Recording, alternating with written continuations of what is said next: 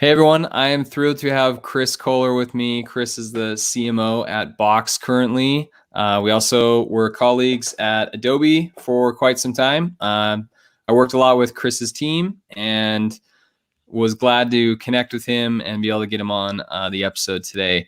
Chris has a great background in marketing, customer success, and really just engaging with customers. Would love to kind of have him take a minute to introduce himself and give us a little bit of background. Yeah, thanks, Joe. As you said, I'm currently the CMO of Box. Been at Box about 2 years after spending many a year at Adobe, 10 years at Adobe proper, and prior to that, Omniture. And so has spent the last 15 plus years in this space, both as a practitioner, but also advising a lot of companies around what modern marketing looks like. So yeah, in a lot of different roles. So I'm a unique background, not your traditional, have come up only through the marketing ranks, but I've been in customer success and run product and been in pre-sales. So I really think about that customer experience and the role of marketing through the entire customer lifecycle. But thanks for having me. It's great to reconnect. Absolutely. Yeah. At Adobe, it was always you were part of, and me and you were part of kind of the movement towards customer experience and kind of doubling down on customer experience is even more than important than product is something then Shantanu always said. What do you kind of see as the modern workplace, both inside at Box and then also, facing customers and kind of connecting with customers on an experience level and marketing level? Yeah, I mean, I think it's interesting. It's shifting a lot for B2B companies as well, right? Where I think traditionally you were seeing you'd create a product and you say, hey, here's what it is, and product features were like the core of this. But as more and more enterprises are thinking about this, it's really now about what is that customer experience? How do I facilitate a journey that makes us really, really easy to use? Just like in your personal life, any of your consumer apps, you want to have that same level of experience with the products. And so this idea of sort of the commercial consumer B2B is really critical. And so the way that we think a lot about it is really from end to end, but both from a product experience, how do you think about the CS and making sure they're successful with the product? But also, are we talking and marketing to these folks and creating experiences that they want to engage with the brand? And so I do believe, this notion of Adobe talked a lot about changing the world through digital experiences. We talk a lot about, right, how do we empower sort of the next modern generation? How do we make sure that that employees can be as productive and have access to all of their content, regardless of what systems they're using? To really drive efficiency and employee experience. So it is all about experiences now. It's not just about products and features is how we think about it. It's really important. And I think as you kind of dive into a certain group, what is a way that let's say you enters with like a customer support team. How are you kind of trying to connect with other teams, once say you spider into Adobe's customer support team, they're your first customer. How do you kind of expand, to other groups and make sure your marketing's kind of hitting on with other groups as well? Yeah, I mean, I think we're actually doing a lot. One of the challenges, and I took over the CMO role about a year ago, and we're still working through this, is what does that sort of self-service experience look like? And from when I enter the website into, our product is so tightly coupled with our website because it is, obviously a SaaS app. Right. But we had separate community applications. We've got a separate support experience, and so we're doing a lot of work around how do you make that sort of seamless experience that says, if they're on the website, can they quickly find what they need? If they're in product, how do they find the information they need? If they've got questions, how do you make that as easy as possible to get answers to that? And it's not just around the human experience, but also how do you create that self-service? Because people don't necessarily want to interrupt what they're doing, and they just want to find the answers to it. And whether they talk to a human, they talk to some sort of, we're looking at chatbot technology that allows them to interact and really get real-time answers to this. So for us, we've spun up a huge project around just self-service in general. right? Whether that is, I want to buy something digitally, and I want to be able to do that without maybe not interacting with a sales team. And so we have to create that experience. In the same way as I want to be able to find the information that I need, whether it's how do I implement or a new integration that you've got? How do I actually do this task or set up this workflow? Our customers are saying this needs to be as seamless as possible. So a lot of what we're thinking about is how do we leverage technology with humans as the overlay on top of that. So it's additive and they work in conjunction together. So that's sort of our approach to this as well. Yeah, you know better than anyone, having done customer success so much, that probably the majority of people are searching online for an answer first. And by the time they get to you on Twitter or your customer support line or your sales, they're probably pretty fired up that they haven't been able to find an answer, and they're ready for a quick response. What's kind of a way that you're trying to help that with self-serve? Is that improving knowledge base, just kind of training early on? Yeah, so there's a few different things. One, we're doing a lot of surveys just to understand, as people come to the site, are they finding what they're looking for? And we definitely are making changes based on some of that data. But you're right. If they're getting to the support line, they've already tried to figure this out, probably through multiple channels, and then they're frustrated because they can't get access to it. We're actually going through a whole project of revamping our knowledge base. We're going to rethink the community site, and how do you actually long-term build a community that other customers can bounce ideas and thoughts off, not just from a technical perspective, but I think there's a lot of sort of interest around best practices. And so in this world where everyone's working from home, and you don't have as much, over the shoulder conversations, a lot of people are just asking like, hey, how can I find out from my network, from my peers, like what are they doing? And so there's a lot of this that I think we could be doing a better job of long term. But I do think the self-service experience is going to be important moving forward. We did a survey at Cloud App last fall on remote work. And we looked at younger generations, older generations, and kind of wanted to understand what the trends were like there. And more than 50% of Gen Z and millennials listed that they were working remotely the majority of the time. Obviously, that's like almost 100% of the time right now for a lot of at least office workers. But how do you think these conditions have accelerated things? And maybe, take us in. Box has a lot of employees. How did you guys kind of shift things from, having all these people come into the office to suddenly remote over, a week span? Yeah, it was. Luckily we're sort of a cloud first enterprise across everything that we, every tool set that we have.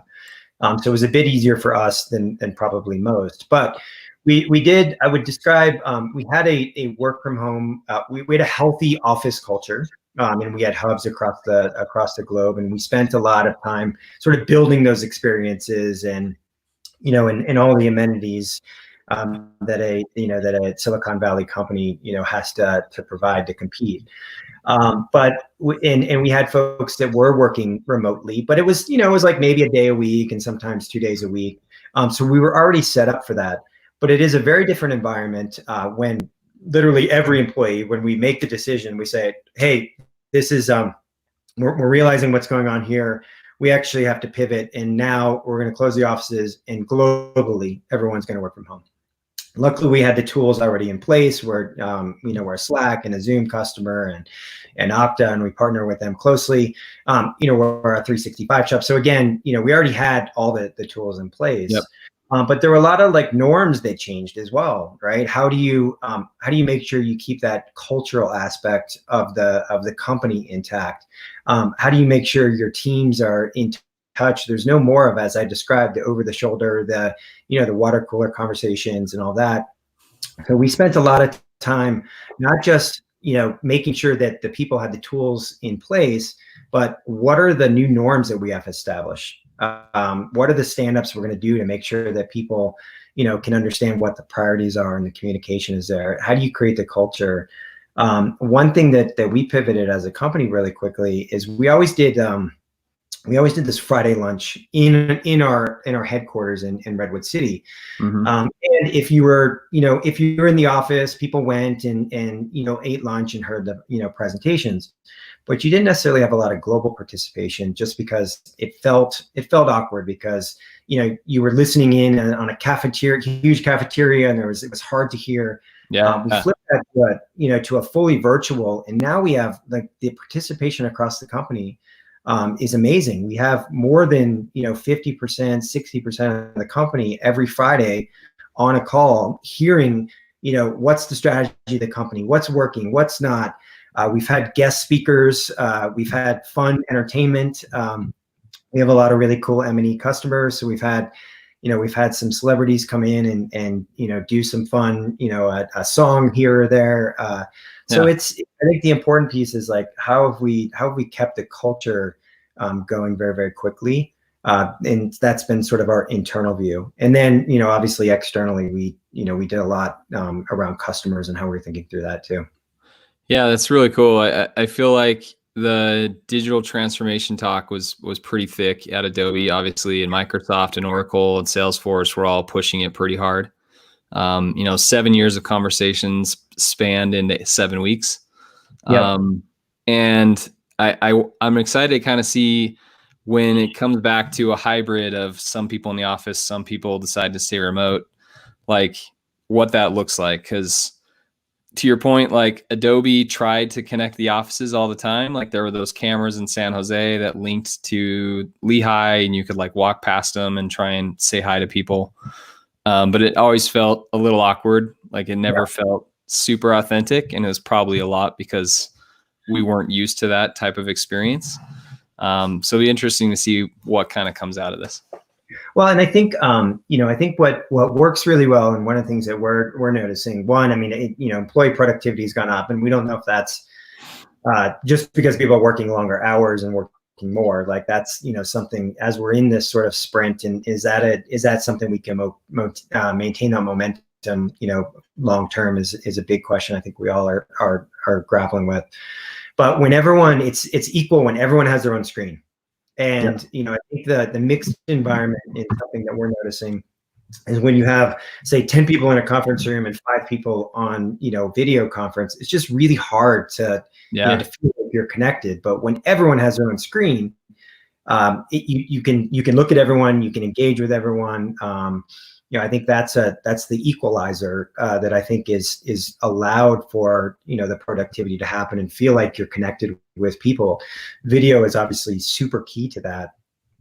Whether it's asynchronous or live, I think having that connection with people in the video is what people are craving. So I'm not sure how you maintain this when you do have people that do want to go in the office. Yep. There's going to be a cohort of people, like whether they enjoy an office environment or their workspaces are just not conducive to working from home. They might have roommates or small apartments or other things. So we're not sure what the future is going to look like, but we do believe there will be some sort of hybrid, as you described. Yeah, we saw a big, you mentioned, video being a key part of that. Like we saw a big spike in async, Cloud App is a screen recording tool. You can have your face in the corner and record your screen talking to a document or whatever. We saw spikes in work behavior, like 3x increase during the former morning commute time, almost 4x increase in after hours. And also executives were like the highest usage growth was like 4 to 5x. So like more communication between executives and their teams, or managers and their teams, making sure they're staying connected when they can't necessarily do a Zoom call. Yeah, I think that the key piece is because you don't have people traveling as much as well, right? Oh, yeah. There's also a lot of access, right? We're seeing that both with customers. We're seeing that internally, like as our leadership, we're probably communicating and engaging more now than we ever did for, the years prior, because we're all available. Like, people aren't in different, on different continents. They're not traveling. And so we connect, actually, I think probably 2 to 3x times more Cool. now. And so we're from a strategy perspective, we're more aligned than we ever have been. And it's the same thing with my leadership team, across the marketing organization. We started doing daily stand-ups, but then it was like, okay, now this is maybe overkill. But we meet a couple times a week. We're just constantly connected. And the ironic part of this is, a lot of us feel as connected, if not more, although we haven't actually seen anyone in person, than we did when we were all sort of passing each other in the hallway from conference room to conference room, and engaging for 30 seconds as we walked past each other. So it's pretty interesting.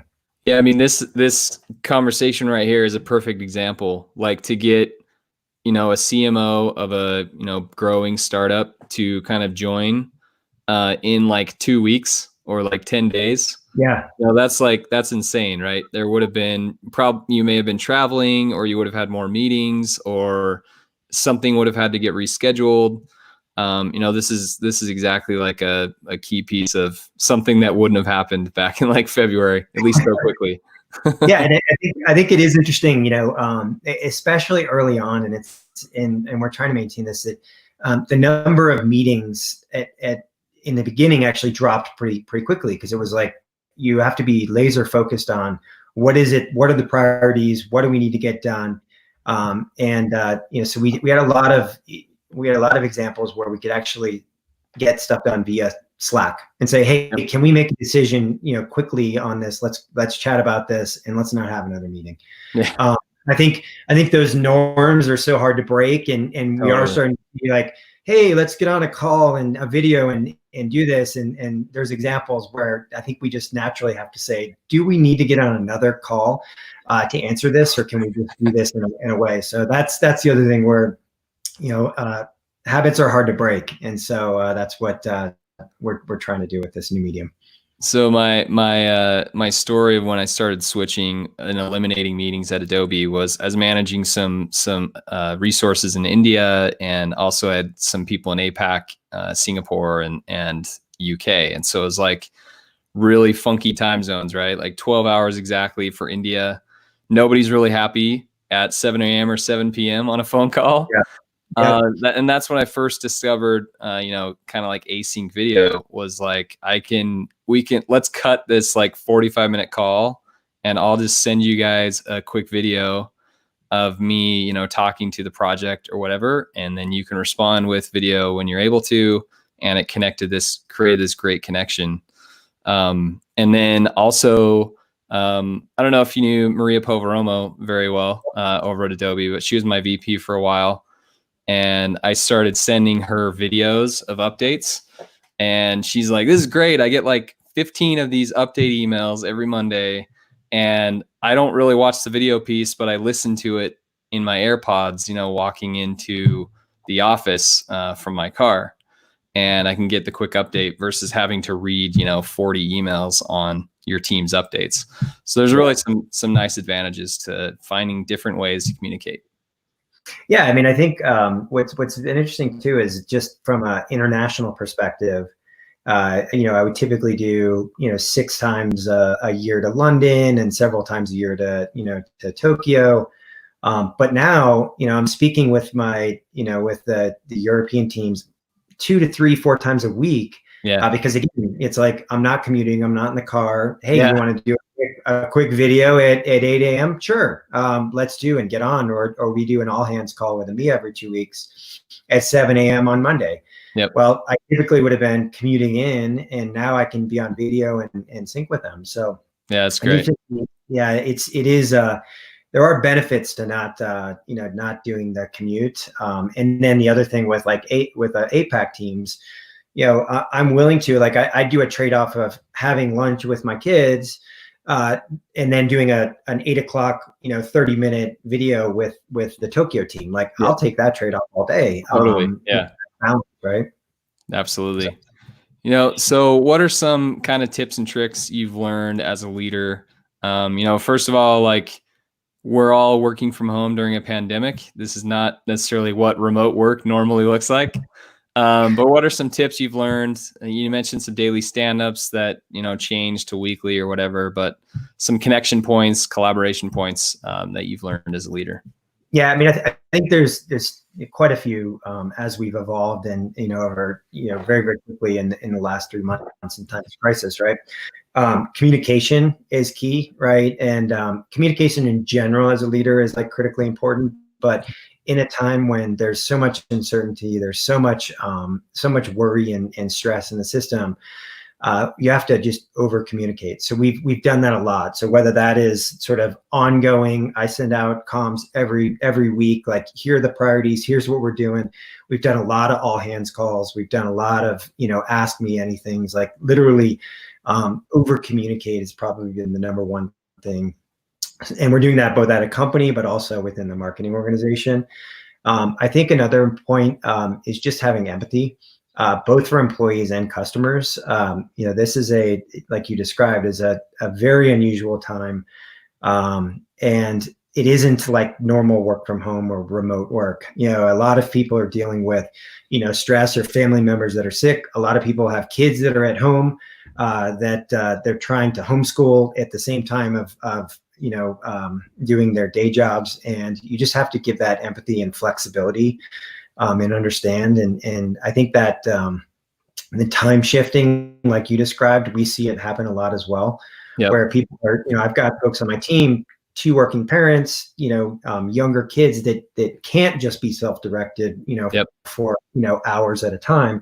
And so they'll do things like a shift, like, hey, from 9 to 11, I'm offline. I got to go. I'm working with, I'm on, kid duty, helping them for 2 hours. And you're like, great. Okay. Block it off your schedule. I know that you'll do something, we can connect later in the night, or you do it in the morning.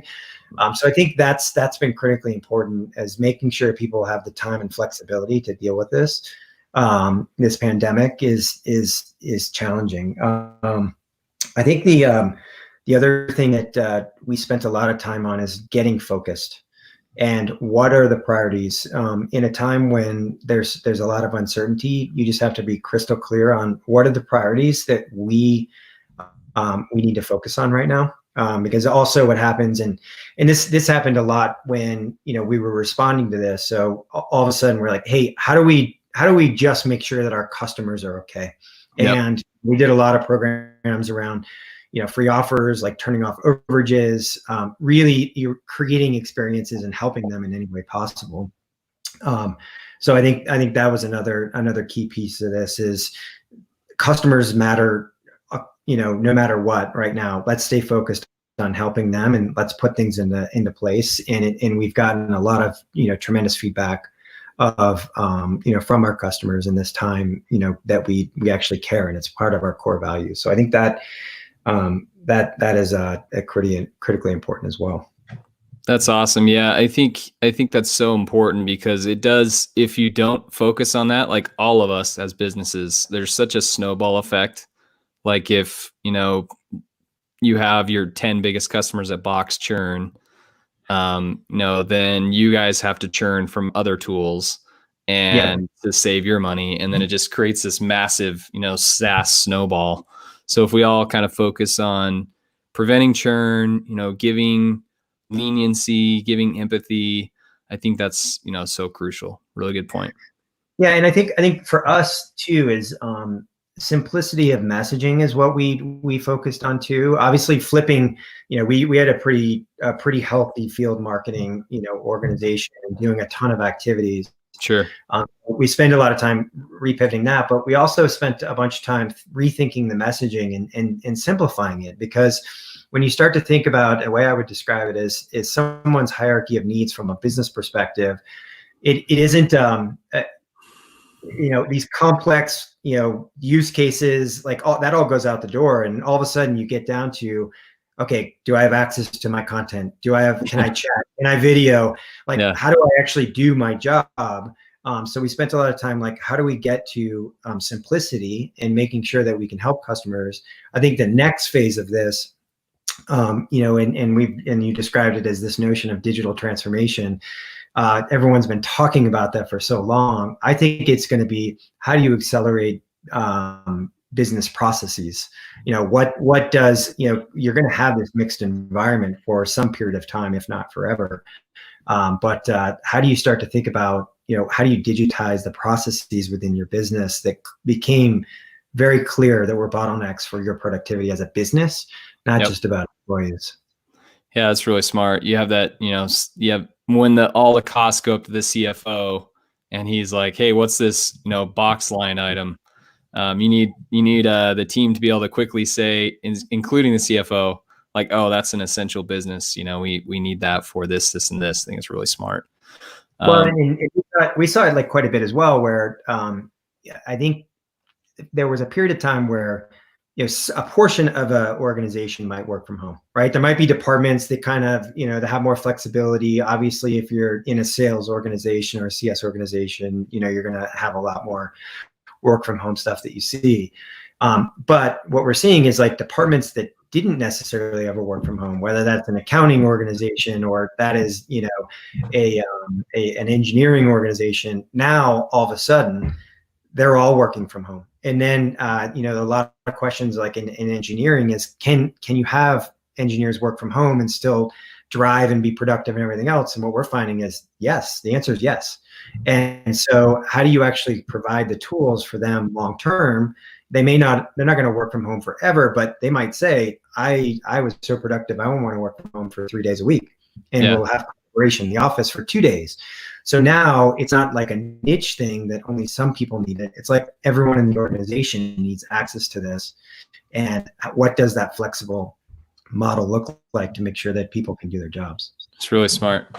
Chris, it's been a fun conversation. Great to reconnect with you. I have one more question. Want you to look into your crystal ball and kind of make some predictions on what you think both the modern workplace looks like and also how marketing is kind of fitting into the next few years.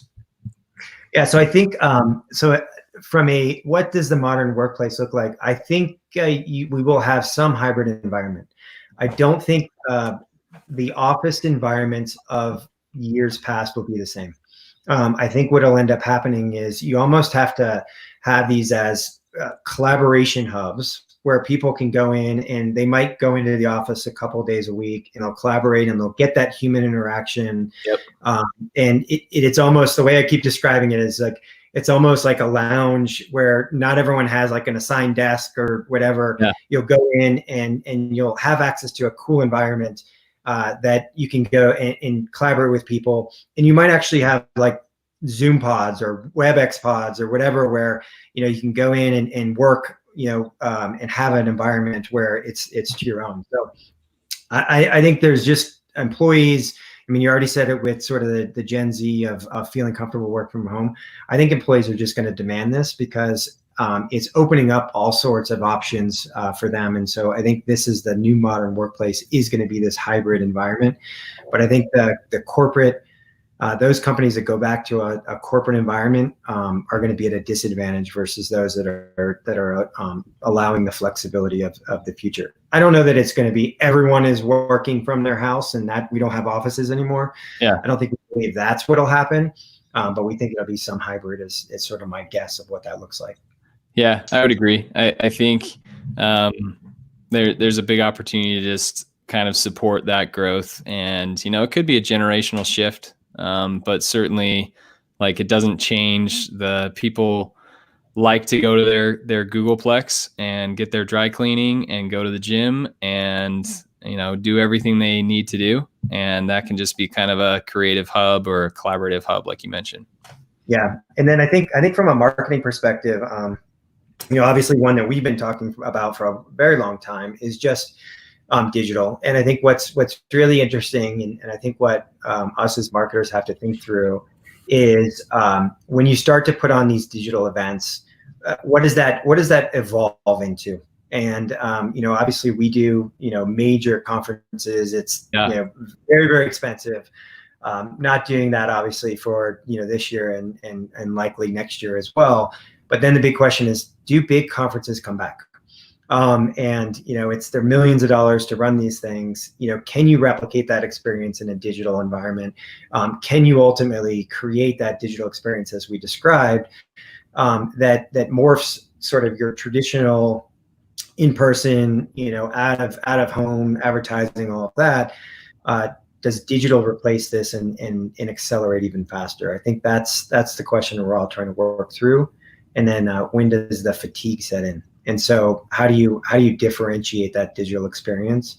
And I think just a lot of new companies focus on whether that's event platforms or engagement platforms or whatever this is, to really replicate that person-to-person, in-person, small collaboration in a way that you can foster that, but everyone can do that from a different location.